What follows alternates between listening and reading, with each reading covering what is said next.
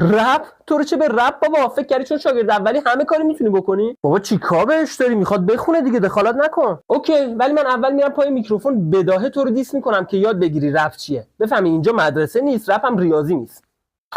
اوکی، بیتو پلی کن.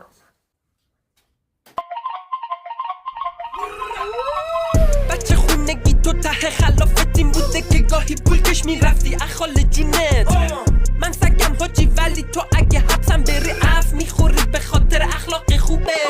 منو جایی دیدی باید سری خم بشی وگرنه سر و کله میشه خط کشی. داف چیه بابا هنو باید خط نشی، مثل اینکه دوست داری سوژه خندشی ها. بیف با تو افت داره واسه آدم، واسه دعوا خونوادگی بوده داد باتم. آره من همینجا روی قله واسطادم، حالا اصلا فکر کن میکروفونم به تو پاس دادم. بعد چی؟